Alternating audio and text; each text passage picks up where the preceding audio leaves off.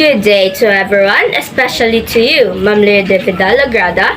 I am Teresa Joy Leones, the leader of Group 6, along with my group members, Palma Jazel, Nadera Ria, Palacio Rhea May, Medico Rowena, and Iday Edet. This is the GE4 Mathematics Role Play Presentation.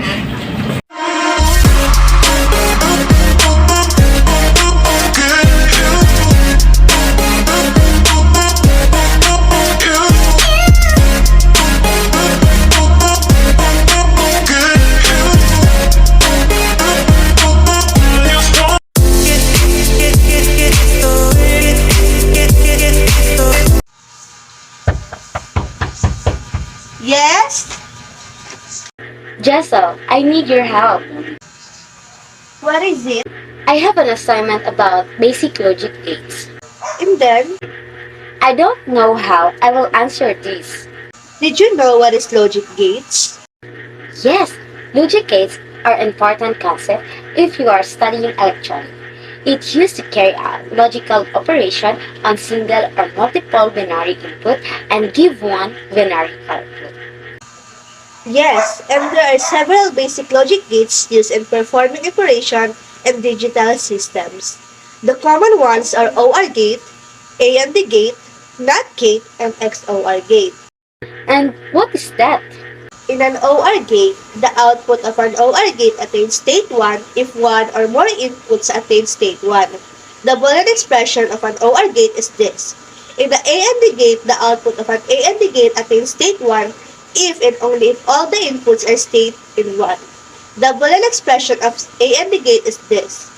In an NOT gate, the output of an NOT gate attains state 1 if and only if the input does not attain state 1.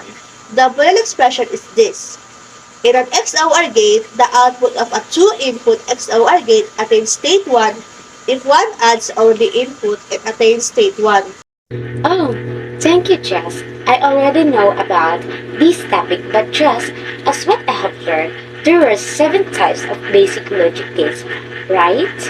Yes, and the types that I have mentioned are the most common types of basic logic gates. The basic logic gate is important in our daily life because it uses a mini circuit like a push button lock, like light activated powerbank alarm, safety thermostat, an automatic watering system, etc. Digital communication cannot happen without logic operation. Yes, now you know. Goodbye. Thank you, Jessie.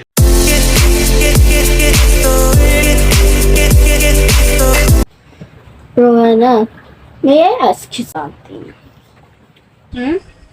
Yes, Teresa. Did you know about encoding and decoding? Yes. And why did you ask me about that? Is there something wrong or did you have any problem? We have that lessons and I need to research more about that. But wait. Before I tell you, did you know what is encoding? Yes, encoding is the process of applying a specific code such as letters, symbols, and number to data for conversion into an equivalent cipher. Yes, very good. And how about decoding? Decoding is the opposite process, the conversion of an encoded format back into the original sequence of characters. So now you know the definition of the two words. So it is easy for you to research about that lessons because you have a stock knowledge about that. And in addition of that, Teresa, I will tell you about that lesson. Encoding and decoding are used in many forms of communications. It includes programming, computing, data communications, human communications, and digital electronics.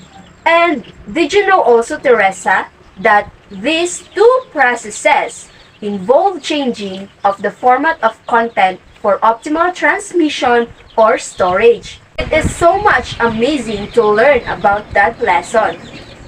How important is Encoding and decoding, Rowena.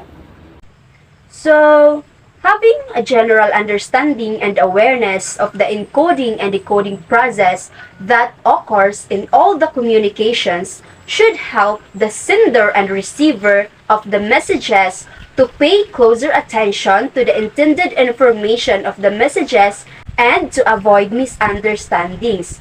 That's why, Teresa, I think we should learn more about that lesson and we should have knowledge about it.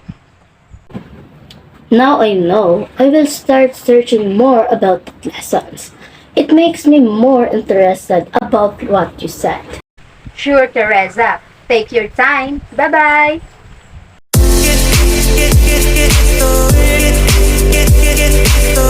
Ria, can you teach me about the lesson, repetition, and humming codes? Yes, what is it? Can you give me the definition of repetition codes? In coding theory, the repetition code is the one of the most basic linear error correcting codes.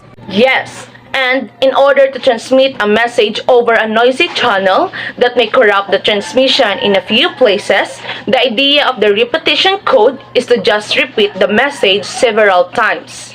In addition of that edit, consider a binary repetition code of LAN 3. The user wants to transmit the information bits 101. Then the encoding maps each bit either to the all ones or all zeros code word. So we get the 111 000 111, which will be transmitted. Did you understand? I know already what is the repetition code, while the humming code is an error correction system that can detect and correct errors when data is stored or transmitted. Let's say 3 errors corrupt the transmitted bits and the received sequence is 111 010 100. Decoding is usually done by a simple majority decision for each code word.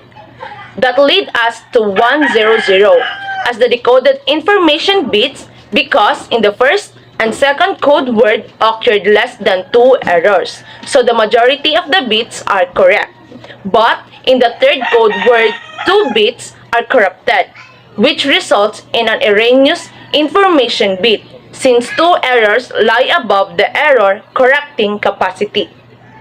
The amount of parity data added to humming code is given by the formula to raised to the power of p greater than d plus p plus 1, where p is the number of parity bits and d is the number of data bits. Okay, now you know. Study well, edit.